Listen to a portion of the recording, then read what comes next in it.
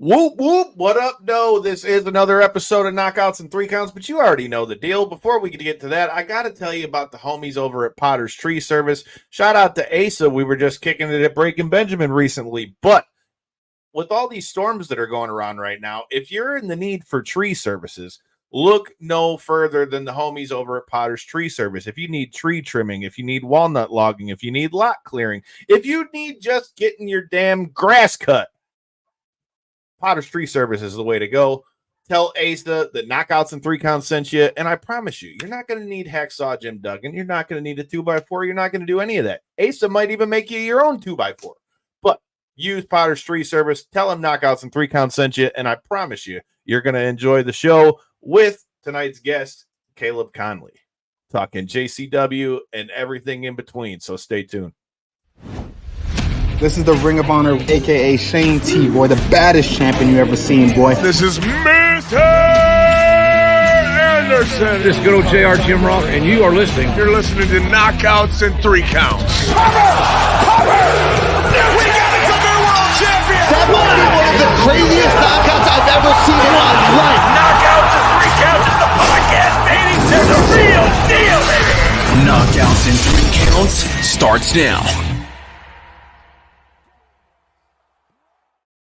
What up, no? This is another episode of Knockouts and Three Counts, and you see the hat. J-Bone's got it down. Let's go Lions in this bitch. Let's go, baby. Let's go. with Lions and Tigers. Lions and Tigers. And we won the first game of the playoffs today. It's a good day for Detroit sports, but it's also a good day because we've got another debut episode for you on the show tonight. We got the debut of Caleb Konely, man. Thanks for the time. Appreciate you coming through. What's going on, guys? Can't complain, man. We're still getting the tail end of summer here as we just got into fall here in Michigan, because I still stick by what I said. I feel like Michigan has the most bipolar weather of any state I've ever been in terms of it can be 80 degrees one day and fucking 30 in the same day. So, I mean, Michigan weather never fails to disappoint. But all in all, man, we're doing pretty good. Like J-Bone said, we're all kind of on a high with the Lions and the Tigers doing their thing. And, we're also getting ready for what you guys got to come with JCW and all that stuff. But, hey, before you come to Detroit, you were telling us you're getting ready to go across the pond, dude. So let us know what you got going on over in England. Oh, yeah, tomorrow at noon, I'm boarding a flight to London. I will be over there until the 27th. I'm going to be all over. I've got shows in England, France, Scotland, Wales, Northern Ireland. So just all over the place. You can, I've got the list on my phone, but it's too many and I can't ever remember them. So I'm on my phone right now, so I can't use it. But if you look at my social media at Caleb Konely, I will be do that all the time. How long is that flight to the UK? What's that like? Flight, I believe, is 6 hours. I believe. Oh, not so bad. Plus, there's like a 5-hour difference, so you're basically like a day ahead once you get there. Okay.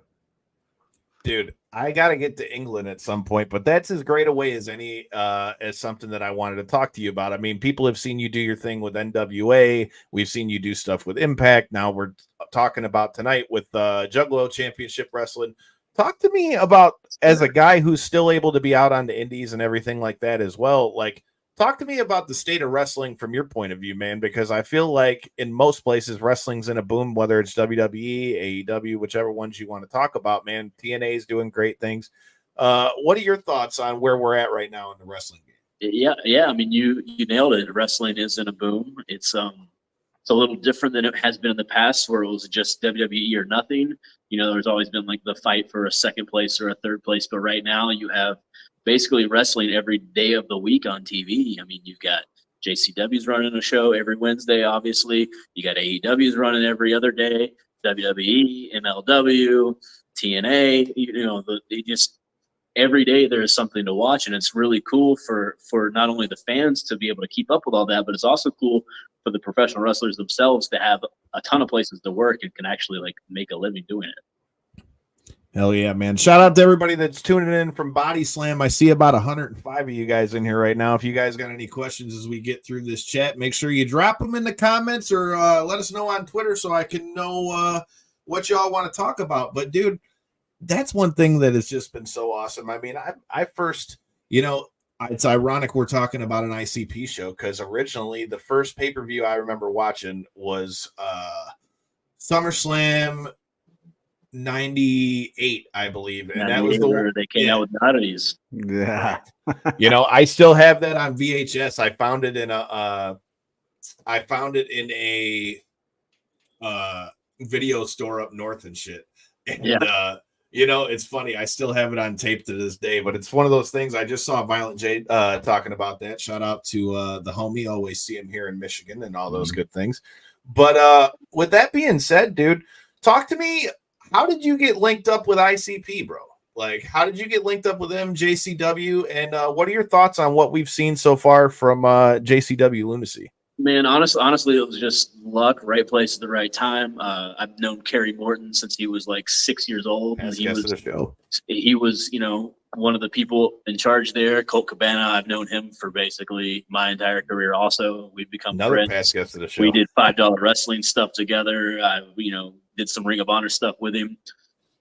He helped me out, pitched my name. You know, and I was the right place at the right time. I had a really good match with Facade on the second episode, and you know, I could have just easily been somebody who, you know, was on one show and had an okay match and never came back. You know, that happens all the time in wrestling. But, you know, I had a really good match with Facade and Violent J, and, you know, the management took notice of it, and now I'm the American Juggalo champion. Hell yeah, dude. What a title name, first of all. Right? All right. I'm about to be an American Juggalo in London. Hey, so that might get over right there. That's a good. Hey, bro, that's something different. Definitely over there. Shout out to Derek from CU Communications, man. I've been knowing that dude since the first Starcast we worked like 6 years ago. So fuck yeah, shout out to Derek. But with that being said, dude, talk to me about that. So were you an ICP guy like prior to working with them? Yeah, man, definitely. You know, I've always been a professional wrestling fan. I've always been into, you know, odd, different kinds of music, hip hop, metal, whatever it may be. And I was a gigantic ECW fan as a kid. I wasn't really supposed to watch it. It was on like a public access channel in Atlanta growing up. It was kind of like watching porn. Like I would just switch the channel when my mom was out of the room and it'd be on, and I'd watch it. She'd come back in and I'd change the channel. I wasn't supposed to watch it. Like, she knew I watched WCW, but that was, you know, that was kid stuff. This was like, This was gritty. So I remember ICP popping up on ECW, and that was right around the time Greg Malenko came out, and they had all the whole thing where Hollywood Records banned their CD.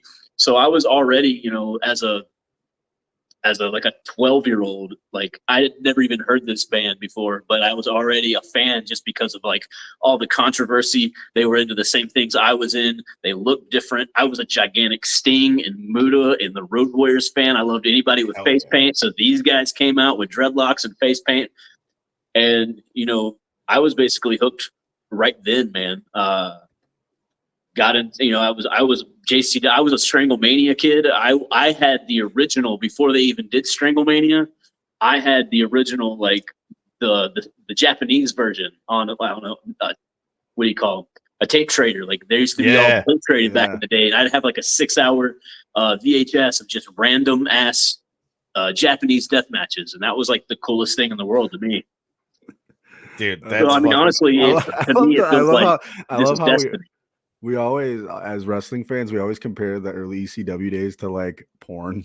Like, it was, man. It's so funny because everybody does it. Came on WADL here. And everybody watch it when they compare old ECW stuff to like porn, because I used to have like a little like 18-inch or whatever it was, 15-inch TV. I didn't have a remote. Yep. So I would sit next to the TV. It came on at Tuesday nights at 10 o'clock. My bedtime was 9 o'clock. I would turn that shit on Tuesday night at 10 o'clock, and I'd watch it. I'd hear my mom outside the room, and I'd fucking turn it off, or I'd turn it down. And that was honestly, man, like that was a defining moment in my childhood. It was finding out ECW on my TV. Yeah. You remember speaking of ECW, what was your first like fond memory of ECW? Because I know mine, and it definitely got me in some shit. But you remember like the first time you saw it? It was probably something to do with Sabu. I remember the first time that I switched it on. It was it was FBI, it was Tracy Smothers and Tommy Rich. Rest in And peace. I knew those guys from WCW. So I was like, oh, they're gone on WCW. What's going on here? What is this? So I knew them immediately. And then I don't remember who they were wrestling, but then like I remember Sabu later and Taz later and Sandman, and those guys were just insane. So I got some Sabu stories that we talk about all the time that I can't talk about on air. One time, I feel like anybody who's ever been around Sabu has some Sabu stories they can't tell. I've been around them more than enough times at this point that I completely support. I'll make my ECW memory a little short. My grandmother walked in one time when I was watching Raven and Sandman go at it, and it was around the time when they were, they did the crucifixion thing. Oh yeah. And that did not go well with my grandmother. So. What the fuck are you watching? It was far more than that. And of course, I'm like, well, it's not porn. So it kind of was. It's even low better. key, dude. I mean, they had girls that were doing stuff that wrestling was not doing. Arena. I don't even know if I don't think I was even watching that live. I want to say I like got a tape from like somebody at school or something. I honestly don't even remember that much. But kids these days don't understand tape trading, man. They just hop on YouTube and they can find anything. Yeah. When you would find a good tape with some crazy wrestling that you've never seen, it was like a gold mine. It was like, I don't want anybody to look at this right now. Like, I got to go home and I'm going to spend all my time watching these tapes. Dude, one of my favorite things as a kid, like the fact that movie stores aren't a thing now. Like, I used to like to try to go to different movie stores just to see if they had like different tapes and shit that I hadn't watched. And then like, dude, like just finding all the old school stuff, like obviously us being not only pro wrestling but combat sports, we'll get into that in a little bit, but like, dude, I just remember seeing like the early UFC tapes, and then like it was always about seeing if they had like different pay-per-views that I hadn't seen and shit, because you didn't have like the network or any of that stuff back then, so like you just would go to different stores and shit. Right. That's why, like, I still have on VHS right now, I believe I have SummerSlam 98. I have WrestleMania 18 that Rhino gave me when I was like 11 because my dad used to live with him and shit. Like, he gave it to me at the Taylor Powerhouse that's like right around the corner from the house that I'm in now, which that's a wild thing in and of itself. I still have Royal Rumble 99, which was the first Royal Rumble I remember ever getting. And then I have Over the Edge 98 and Unforgiven 98 when Kane got his arm set on fire and shit.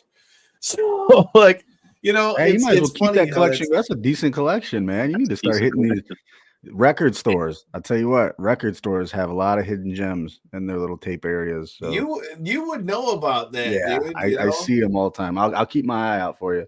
When I first broke into wrestling, my like. The tail end of high school, right into like the first year or two of wrestling, when like physical media was still a thing. The thing that I would do if like I had a show 2 hours away and I needed to be there at say like 5 o'clock, I would leave like 2 hours before when I needed to be there for call time, so I could find a used DVD or record store so that I could go and just scour used DVDs and records, because that was like the funnest shit in the world to me. It was just like, you never know, you could find nothing, or you could find 4 or 5 really cool things and be like the best day ever. The thrill of the hunt, man. That's what they say. That's exactly what it is. Dude, you'd fit in good with another past guest that we just had on, Matt Cardona. Then, He's always hunting. Cardona's on another level for that stuff. Oh, dude, insane! Him, Ethan Page, dude, fucking A, man. I work at High Spots, so we have insane amounts of. You've got the gold mine.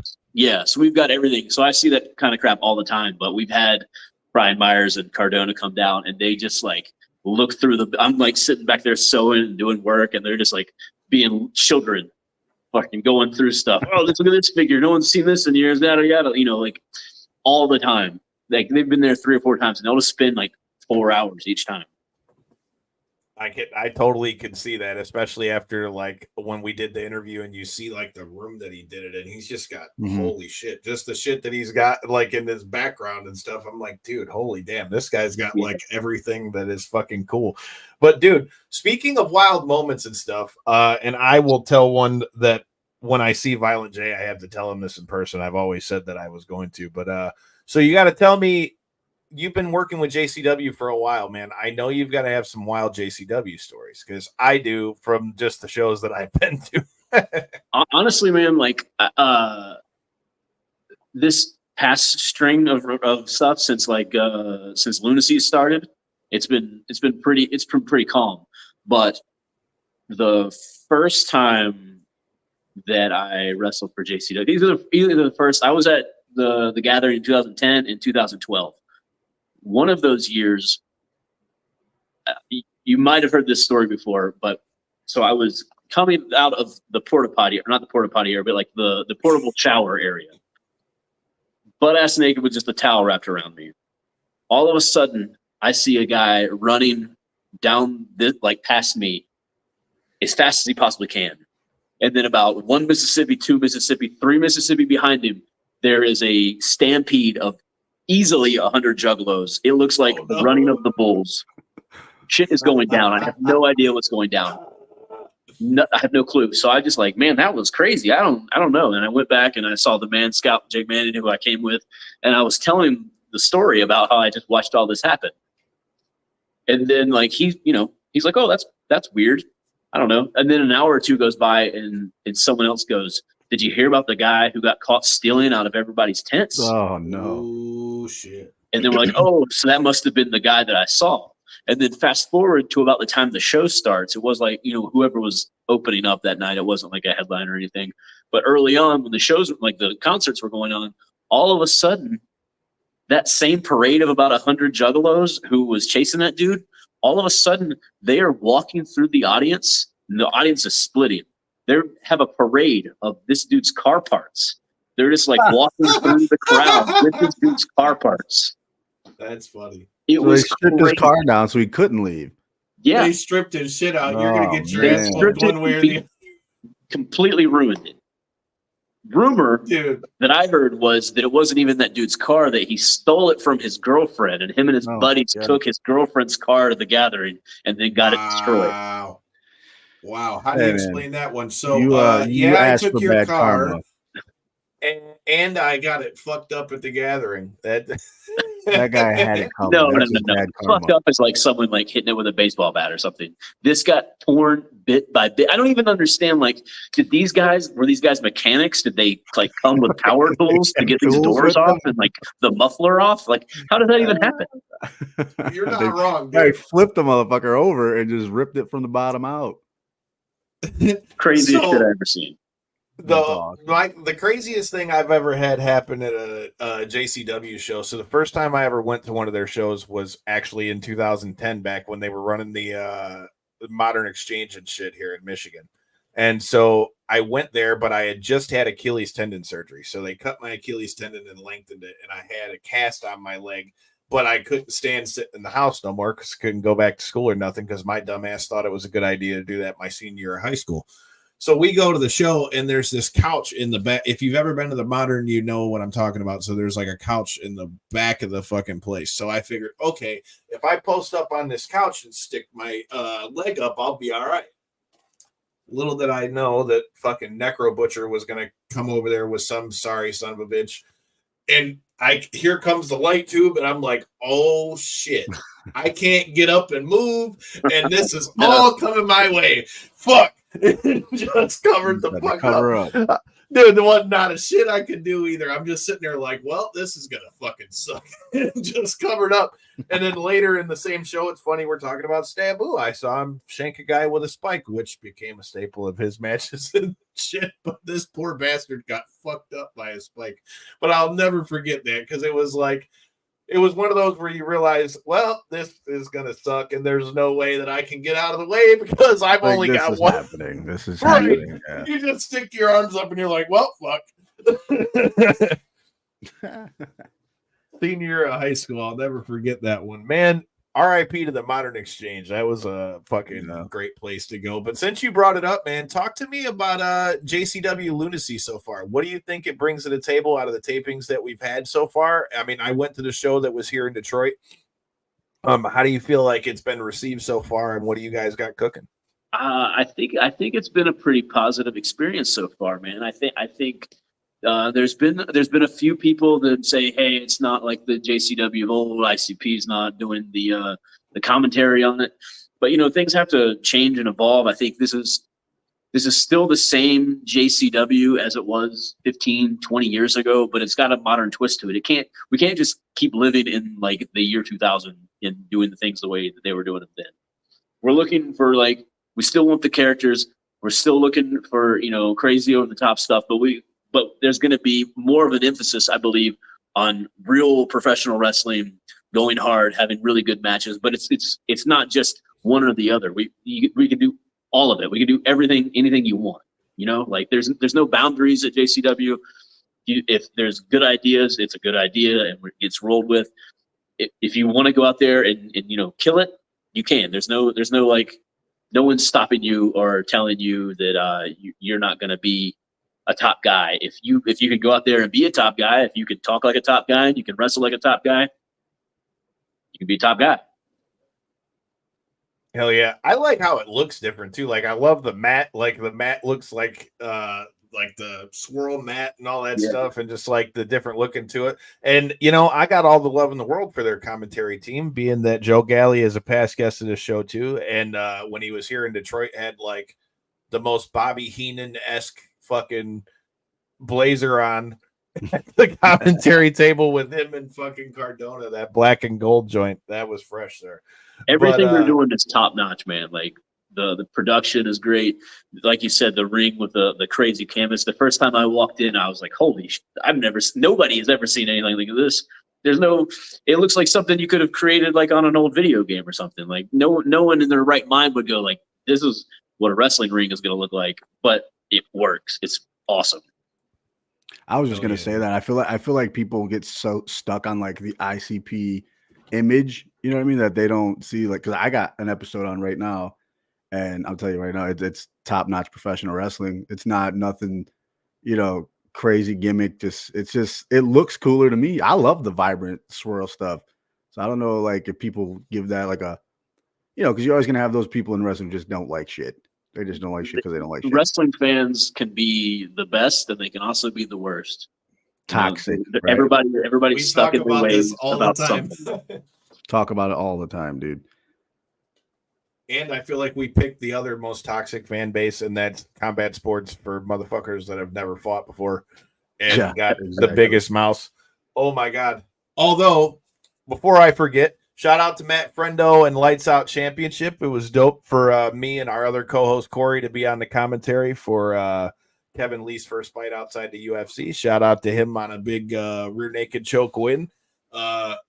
I don't know what my man was talking about shots to the back of the head. Maybe that's just because he got choked too hard. But, shit happens inside an MMA cage.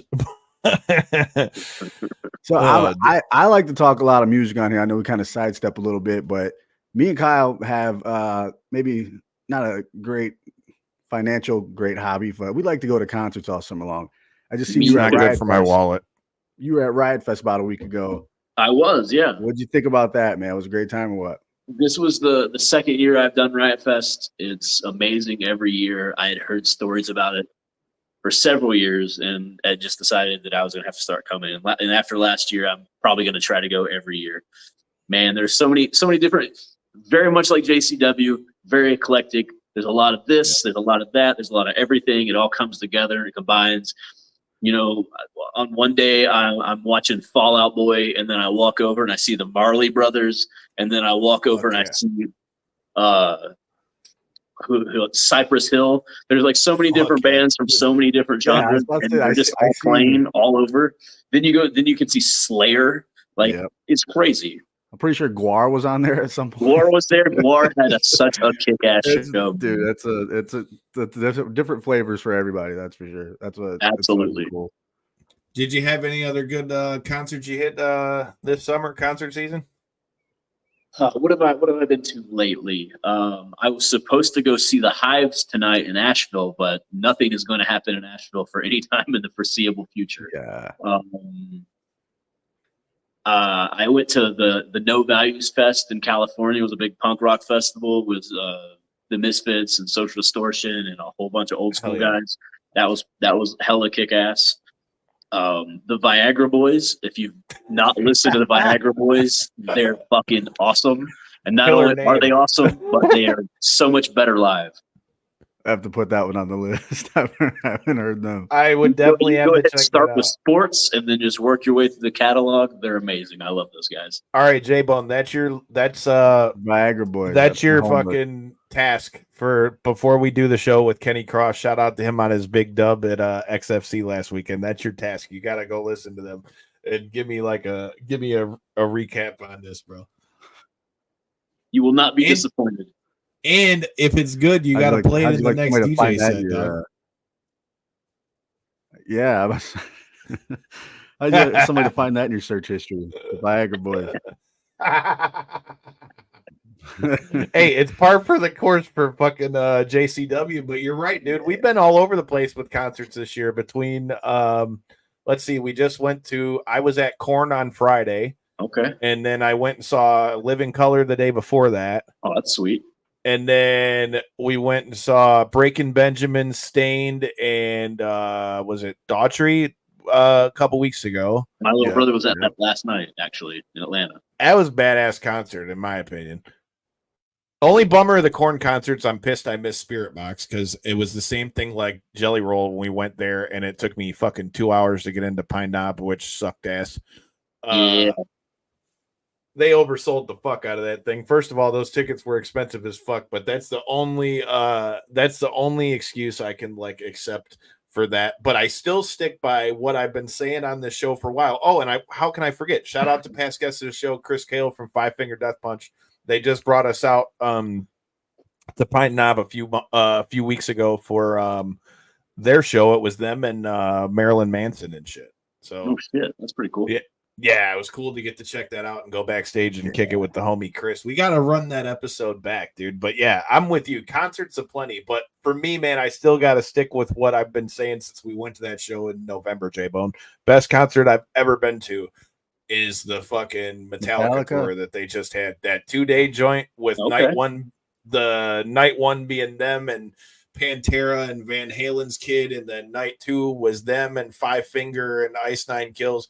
That shit was badass with the big circle stage. And now they're going to do round 2 with them and Limp Bizkit and Pantera. Oh, and we went to go see Limp Bizkit. Listen to me. I fucking forgot them too. Fuck, we've been to too many damn concerts this fucking summer. That's a lot of concerts. Doing good, man. This is why fucking my pocketbook hurts, but at least I'll be able to say I did a bunch of shit while the weather was still warm. But speaking of shit, you gotta not spending your money on like meth, right? So it's fine. Well, that I don't do that stuff, That's only on fucking Saturdays. Just kidding. Better concerts than meth, I guess. It doesn't count if it's Saturday. Yeah, no, I'm good on all that shit. But with all that being said, dude, you got to tell me. We talked about it a little bit earlier. Talk to me about being the American Juggalo champion and what has been the weirdest reaction you've gotten when you tell people you're the American Juggalo champion. How'd you win the belt? And talk to me about it. I tell everyone that I meet that I'm the American Juggalo champion. It doesn't go an hour without being said around me. I'm probably going to have the belt around me. I'm going to show it to you. People are a little confused at first. They see the Hatchet Man. Most people are aware of what that is, at least a little bit, but then they don't understand why it's on a wrestling belt. They don't know that ICP has their own federation, and they've been running it for 25 years. So, you get to school them out a little history about the band that everyone hates in the world and how they have a wrestling federation, which is equally hated from a lot of people for no apparent reason. And it's just going to continue to kick ass. And just like me, just like them, just like JCW, you're just going to keep on moving forward. Doesn't matter what the haters say. Fuck yeah. I dig that. I mean, obviously with them being from Detroit, they got a they got a lot of love here. So speaking of Detroit, man, you guys are getting ready to come back here for Halloween. It's going to be Hallowwicked at the Masonic Temple. I've gotten to do commentary in that building. That building is just fucking a sick building. So I don't know about you, J-Bone, but I think my Halloween plans have been made. Talk to me about Hallowwicked, man, and what are you getting into and what can we expect?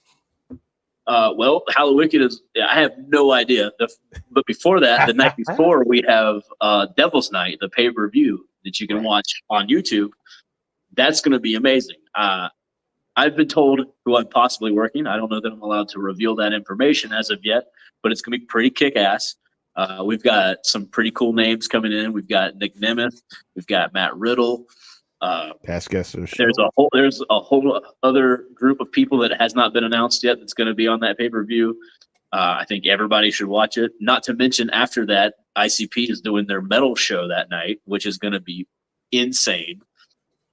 Metal show. So I mean, the whole That's what I said. tour, Metal show. Metal That's show. Yeah, dude. interesting. the whole Terror tour is going to be amazing. I think everyone should go out. You know, you can travel, you can do the whole tour, you can just do the one that's near you. It's going to be sick. They're doing different shows every night. It all culminates in Detroit for the 30th and the 31st. I am very much looking forward to it. Halloween. I've got a Hallowwicked story, which is pretty fucking insane. Please also, tell. if you want to hear it. Yeah, let's hear it. So, I'm a senior in high school. It's 2004. Me, my buddy Josh, who I ended up starting to train with to wrestle, was going, and then our other buddy Cameron was going to go. Now, me and Josh are two very much broke-ass scrub motherfuckers living in the trailer park. Our friend Cameron is pretty loaded. His parents are professors. He's doing whatever it is. He decides that he's going to fly to Detroit for Hallowwicked and make me and Josh drive up there. So he flies up there the day before. He lands. He calls my buddy Josh and says, "Hey, I forgot the tickets." This is back, you had to have that physical ticket. There wasn't no cell phone tickets. So he forgot his tickets. So my buddy Josh, I'm leaving school early. He's going to pick me up. And then we're going to leave straight from my school and head to Detroit. That's like a 10-hour drive, 11-hour drive from Georgia. So he goes and he picks up the tickets, and then he's coming to pick me up. In the meantime, something happened, and the school security guard was not happy that my buddy Josh was sitting outside the school. They got into an altercation, and he went to jail with the tickets to Hallowwicked. I am sitting outside, like where your parents come to pick you up outside of school. I was supposed to leave after third period. School's now out.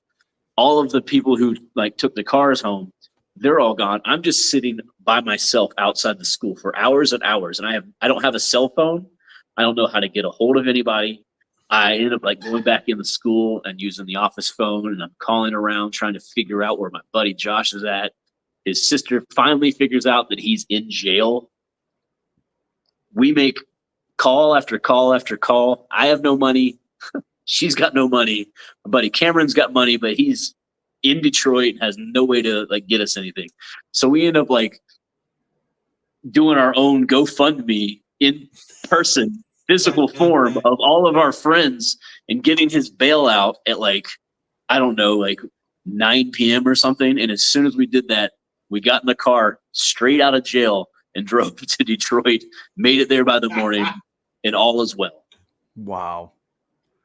That's a stroke of luck, man. If that doesn't make you want to go to Hallowwicked, I don't know what the fuck will, dude. Hey, I need friends like that. Jeez. We just started GoFundMe just to have money. Bail me out of jail. Fuck the original GoFundMe. Hey, can I get some money, please? Seriously, man. Yeah, I don't think my friends would bail me out of jail. Luckily, I'd bail you out of jail, Kyle. Hey, let me tell you, I don't know that I would have been so pressed to bail him out of jail if my ticket to Halloween wasn't with him. True. You got to get the Halloween. Oh, shit. J-Bone, we're getting ready to do the Halloween party thing again. Check us out at fucking Cheapy Creepy again, man. That's going to be... Boy. Hey, man, I found out last year at Cheapy Creepy that I've got a pretty good backdrop. I'm just saying, because fuck. I was, of all things, I thought it was funny given the fact that we do a wrestling and combat sports show. I thought, I should dress up as something wrestling. I was dressed up as fucking Orange Cassidy last year, and I was already a few drinks deep. The Metallica cover band was playing, and I was out in the middle of the mosh pit. I slipped on hardwood floor, and this dude hit me right as I slipped. So my knee went the other way. And I'm like, oh, fuck, this is great. I'm going to blow my knee out at a fucking Halloween party. And then, of course, because we were drinking, I managed to end up back in the middle of said mosh pit, and the same asshole came taking a running start for me. And I'm like, this ain't about to happen to me twice. And I ducked my shoulder and he fucking flew like fucking foot overhead. He thumped so hard off of that hardwood floor. I was like, that wow, was I a almost gross hardwood floor too. There's plenty of probably bodily fluids and other gross. things, but hey, dude, he shouldn't have fucking came for me again, dude. I mean, hey, fuck around and find out, ain't that what they say? Find out. But speaking of find out, dude, we got to talk about it. I told J-Bone before we went on the air, dude. I was telling him I've been watching The Heels like a motherfucker ever since it went on Netflix. I've been like binge watching the shit so far. So talk to me about that. How did that come to be, and what was your experience like on the show? So it was early on in the pandemic, 2020 sometime, and my buddy Luke Hawks from Louisiana, he runs Wildcat Wrestling. He also is a stunt guy. He's been in every wrestling related movie, TV show, Young Rock. He's in a brand new movie. I just can't remember the name of Metro or something, whatever. Anyways, he's the guy in charge, and he's looking for a couple different guys, and he needs this chubby bearded guy that's going to play Robbie Ramos. I don't remember his name either. The masked guy. So anyways, a couple weeks goes by, and I keep pitching my buddy Zane Riley, who looks just like this guy, but he's got tattoos, and they don't want to use him because he's got tattoos. So week after week goes by, and I keep pitching him, hey, Zane looks just like this guy. You should use him. And then eventually he does end up using him. And he's down there forever and ever and ever doing it. And then all of a sudden they give me the call, and they're like, hey, we need, some extra guys to come down. And then, so I came down. It was awesome. They treat you like gold there. After you've been on a set and you've worked like in Hollywood a little bit, you realize how some of these actors, like who are at the top, you always hear all these crazy stories about how like they only drink sparkling water and they can only have, blue M&Ms or whatever, maybe whatever their craziness thing is. There's a reason. It's because on set, there's someone that will do pretty much anything in the world that you want them to do. Like you just ask them, hey, I want this crazy cut of steak. Oh, we don't have that. Well, can I get it? And they're like, let me make a call, and then they'll get it done. So the experience was amazing. They take care of you. They pay out the ass. Always good, especially in the middle of the COVID pandemic when everyone was hurting for money. So then off of, just a couple days of doing some background stuff and some stunt stuff, another one of our buddies, Andre Chase from NXT, he was originally CM Punk's stunt double. Hell yeah. And then he signed to NXT, and they needed a new stunt double. So I put a little beard on and slicked my hair back like Punk or Ricky Rabies, and got me another couple weeks of doing that. So that I did right after that, I did, several weeks of heel stuff, and then right after that, I did a couple more weeks of the Righteous Gemstones on HBO as the God Squad. That's dope. Nice. I looked it up because it was bothering me that I couldn't spit it out. It's Diego Cottonmouth. Diego Cottonmouth, that's his name. I knew it was something with a snake. I wanted to say something like Viper or something. I couldn't remember. What's that like on a set though? Like performing, you're obviously doing your wrestling spots. Like, what's it like to? Because I mean, if I'm just imagining this, like directors probably don't know how a match flows, like a real match. No, they don't. I mean? But Luke Hawks does, and he is like the wrestling coordinator. They would have people in charge of the wrestling. If the director doesn't like it, he'll get it switched or whatever. But Luke will take care of you. He is like the middleman between the pro wrestling world and the Hollywood world. He knew who to get, when to get them. One of the first, well, not the first days, but one of the first times that I saw Punk there, though, they did a thing where he was at ringside doing commentary, but I didn't know this. I just knew that I was going to be in the ring wrestling, and we had gone over this little segment, for a couple days and got it all figured out. They figured out what camera angles they wanted to use. And then, but that was like all on, we had like our own little like gym and set up like an actual like CrossFit gym, but it had a ring in it. And we would just work out there and practice all day. And it was cool. So then like we finally get on set, we're going to do it. And I'm in the ring and I'm looking around and they're about to yell action. And about the same time as they yell action, I look over and I go, oh, there's CM Punk sitting at ringside. And I had no idea that he was even going to be there. So now I'm like, oh shit, I better make this look good. I can't be fucking up in front of CM Punk. Speaking of him, go ahead. Did it turn out good? It turned out well. It turned out great. It turned out great. I think they cut the scene completely, but which that's a thing that happens. On the second season, there was this battle royal scene that we practiced. I felt like for like 2 weeks, and we were just like on set ready to do it for like several days in a row. We were just like, we're gonna do it. We're gonna do it. Okay, we're gonna bring you on, and then like we would come in and we would start to do it, and they'd be like, we're gonna film something else right now. And then they just kept doing that all day. And then they're like, all right, that's a wrap. We're like, that's a wrap on what? They're like, that's a wrap on everything. It's done. We're done filming. So like, battle royal. Well, I guess we're not filming that scene now. Love Hollywood. That leads into something I wanted to ask with that, like you being a wrestler and stuff like that and getting to be on a wrestling series like that. Like, how do you feel as far as like how they portrayed things? Because so often when you see wrestling stuff, man, you see people try to be like extra hokey or like, hype shit up almost too much to where it looks,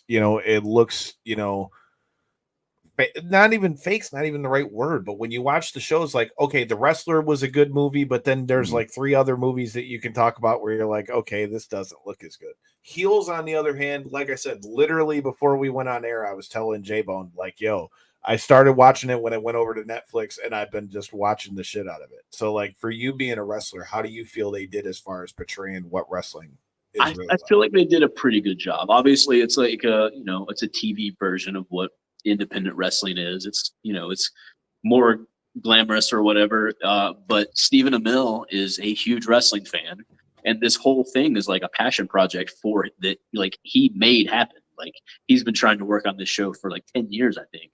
So he had a lot of creative control, and there was like no way that he was going to try to screw it up and make wrestling look stupid or over the top. Like he wanted to portray it as, obviously as dramatic as it needs to be on TV, but as real as possible. So, I mean, I think he did a really good job. I feel like if you're an expert in anything and they make a TV show about it, you're going to be like, oh, that's wrong. And this is wrong. And this is wrong. But for the general public, it's pretty spot. I mean, it's pretty close to what you're gonna get. Yeah, dude. I'm telling you, J-Bone, you got to watch it and then come back on the show and let me know what you think. But speaking of which, everybody needs to watch Heels, because if everyone watches Heels, Netflix could possibly pick it up for a 3rd season. And everybody in wrestling really loves it when you finish a story, don't they? That's right. Yeah.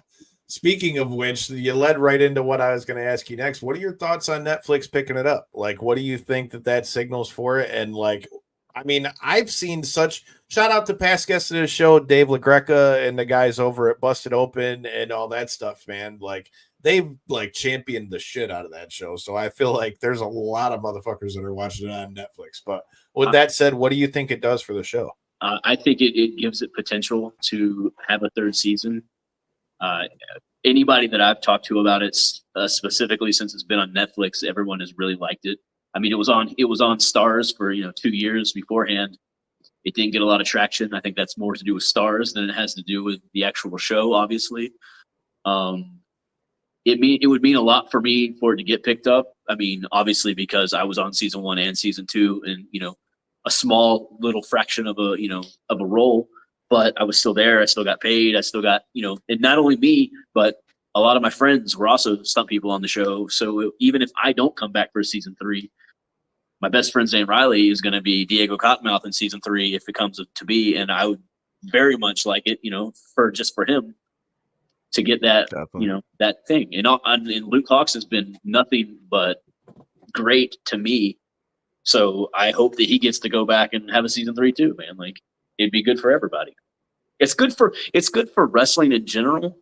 Like a lot of people forget, like back when Tony Hawk Pro Skater came out and that like blew up super huge. Skateboarding, like in real life, blew up huge because of the video game. The same thing I think with like the old school like PlayStation 2 WWE games and the N64 games. Like those were the best games in the world, and it made people like that just played video games want to watch wrestling. So if we have a really cool wrestling TV show, I feel like it'll translate into more people wanting to watch wrestling on, Dynamite or Raw or whatever, or Lunacy. Hopefully Lunacy. Definitely. I agree with that. Okay, last question I got for you as far as heels goes, dude. So with that said, what do you how do you feel like the DWL would fare in today's indie scene, and what type of company would you compare it to? Dude, there's 100 DWLs all around the country. You can go to any state and there's a DWL, a company that's been ran by the same family for generations. They've got their own little building. They're doing their own little storylines. They're stars in that little town. I mean, I could tell you the promotions' names, but you're not going to know them because they're just like in Rome, Georgia, or Eden, South Carolina, or wherever the town may be. Those guys, they can walk into a grocery store in that town and people will recognize them. They'll know who they are. But you drive 15 minutes down the road, they're just regular Joe Schmoes. And that's independent wrestling, spot on. Like if nothing else, they got that part of it right. It's just like the family dynamic of it, the fact that these, not really celebrities can get treated like celebrities in their own little town. Like I just love it.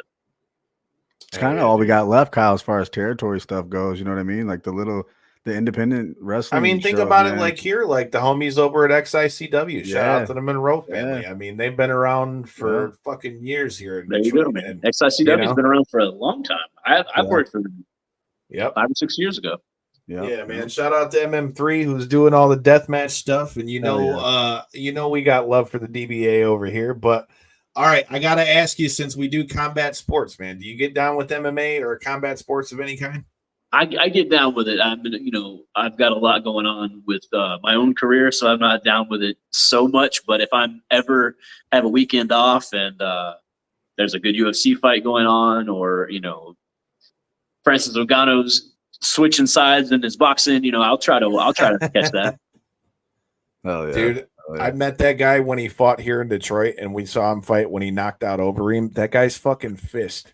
Like, first of all, I come up to like the dude's nipple, first of all. Second of all, his fucking hand. I got a big ass head, and his hand is fucking huge. And only thing I could think, so I was there when Brock Lesnar won the heavyweight title, and I saw his gloves after the fact. He wore 5XL gloves, which were like the biggest gloves the UFC ever made. And then when I saw this fucking guy's hand next to my head, I'm like, man, fuck that. I do not need this guy hitting me for nothing. Nobody. He's the nicest guy you'll ever meet in your life. Just smiley as can be and all that. But you put Overeem's head into space. Dude, fuck that. Are you guys familiar with America Top Team? I trained there before, yep. Okay. So they did some stuff with TNA back when I was there. I remember years and years ago with Bobby Lashley, and they did a thing where like all of America Top Team was out in the ring beating the crap out of people, and like one by one, they would do something. And so like I ran the ring, and Colby Covington gave me or like a shoot hip toss, and it was like he was nobody at that point. Like, I mean, he was just some random dude to me. I had no idea, and then all of a sudden he goes and wins championships. Fuck yeah, dude. I remember that whole run. Yeah, and then like they would do it was actually a Halloween. They would do American Top Team would do like a Halloween wrestling show, and they brought me and Andrew Everett, who I was tagging with at the time, down there to do their show. And beforehand, the guy's name is escaping me. He just died like a year or two ago, from Vegas. Oh my god. You know what I'm talking about. I feel like I do, damn it. I'm drawing a brain full. Oh, damn it. I hate when this happens. I can picture it. Oh crazy dude. Anyways, so like it's a lot better story if I remember the dude's name, but he would, he had done a couple little things in wrestling, I think, and but he was gonna wrestle Bobby Lashley that night. That was like the main event, and he had this idea of something he wanted to do, and then he was like, "Hey, come here for a second." He grabs me, and then he just starts throwing me around, putting me in holds. I have no idea what's going on, and I had no option, even if I tried to like put up a fight, there was nothing that I was going to do. He was going to manhandle me 100%. When you get guys that like that are like that, Stephen Bonner, fucking shit. And he wrestled too. What the fuck, man? I should have did, man. Shout out to my guy Bullet. That was escaping me too. Shared a picture of him too. That makes me so mad, dude, because him and Forrest Griffin had one of the best fucking fights I've ever seen. And if it wasn't for them two, I don't think MMA would be what it is. But all right, we always ask this question to wrestlers when we have them come through, and we usually end the show with this one. We call it locker room etiquette, but it's not what you think. We call it that because when we get like your pet peeves, either whether that be shit that annoys you or advice that you'd have for a young dude. So let me give you some of the answers we've gotten so far. We've gotten wash your balls, keep your baby mama out the locker room. Ninja Max said make sure you're always training. Silas Young said never think that you're too wise to be learning things. Josh Briggs from NXT told us, bring your own squirt bottle, bring your own wrist tape. We could keep going down the list, but if you could add any of those things that will like annoy you. Danielle Monet, who was just on, said like people who just think that they could just like sit anywhere in a locker room. She's like, that's a way to like get people pissed at you. Not clean up after themselves. That was something she said too. All of those are very true. Yeah, I can't disagree with any of those. What's my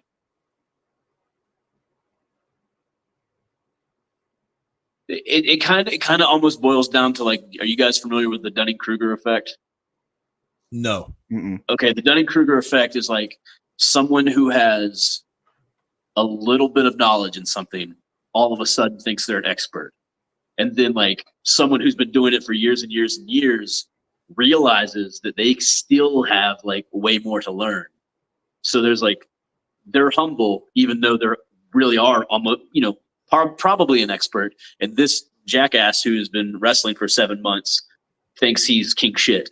And this happens all the time where I will wrestle a guy who's had like 2 good matches that, 7 people said, hey, you did a good job on Twitter. Like, and then all of a sudden he thinks he's the best wrestler in the world and doesn't want to listen to anything I say. So the biggest thing is to be humble, I guess. Just like this is a collaborative thing. Like you might have the right idea, you might have the wrong idea, but if we put our brains together and we collaborate, we can probably make some kind of synergy here. So just like realize that even if you think you have the right way, if you have the right idea, like let it go and collaborate with people. I totally can relate to this coming from the MMA world, because if I told you the amount of people that I've seen come into gyms over the years and like come in and be an asshole. I'll never forget having a guy who come in and he said he was in the Navy and he said he knew capoeira and he said he knew all this shit. And he outweighed me by a shit ton. And I was only a blue belt at the time. And I was weighing probably like, I don't know, 145 pounds. This dude fucking is trying to big body the shit out of me. And like, I can tell, but like like you said, they think they know and they don't. And so the guy just kept like trying to use his weight on me. And so I timed it. And after 3 times of him trying to do the same thing, I flipped him and threw him in an arm triangle. And before I even squeezed, he fucking tapped. And I mean, this dude is outweighs me by easily 50, 60 pounds at least. Yeah. And like, I'll never forget walking into the locker room, my buddy Ethan being like, that's what the fuck I'm talking about. Like, he just laughed at the whole thing because he watched this whole thing happen. And it was funny as all shit because I like I said, I got cerebral palsy and Crohn's disease and all that shit. So it's like, if I told you the amount of times in my life or in competing where I've had people be like, oh, fuck, I'm just going to throw this fucking guy around, blah, blah, blah, whatever. And then it doesn't go that way. And then, fuck around and find out. But Hey, dude, we've kept you for a long ass time. Last question that is the most pressing of them all. Do you have a favorite Faygo flavor? My favorite Faygo flavor, damn it, probably jazz and blueberry. Ooh, yeah, that's a good one. Not a bad pick. Not a bad pick at all, dude. I would go moon mist, but that's everyone will say moon mist. So I'm going. I can't lie. I'm a basic. You can call me a basic bitch, I guess, because like I drink like Coke and Pepsi pretty much wherever I go. So I've always smashed the shit out of some Faygo Cola too. But hell yeah, with them being from Detroit, we've got down on some Faygo. Yeah. But dude, thank you so much for the time. If you've got anything else that you want to plug, and feel free to please plug JCW. While you plug it, bring that belt up to the camera. Let's get a good shot at that belt. Fuck man. yeah. I'm going to plug the Train of Terror tour, coming to 9 cities in 9 days for everybody. You can come out, and if you can't make it out for whatever reason, maybe you don't have a good friend that will get you out of jail in time that you can make Hallowwicked, then you should at least watch JCW Lunacy every Wednesday on YouTube. Also, just check out my social medias at Caleb Konely. I'm going to be posting all kinds of crazy crap from England for the next couple weeks. It's going to be a big deal. It's going to be crazy. And I'm probably going to blow up your timeline. So, follow at your own discretion. J-Bone and I say this all the time. There's never enough wrestling in my timeline or combat sports. So with that said, also shout out to your partner Facade as well, man. Facade and Danny Moe for checking us out. They saw the promo and all that stuff earlier. But yeah, dude, I'm looking forward to it. Let's get it. You got JCW coming through, Hallowicked's coming through in Detroit. Am I gonna see you guys there? Fuck yes, you will. Hell yes. Hell yeah, dude. Appreciate the time. And like I said, you heard the man. Follow on socials. Make sure you're checking us out at KO3C Pod. And if you're watching this on YouTube, do me a favor. There's 225 of you motherfuckers watching right now. Hit the subscribe button. Do it. Peace.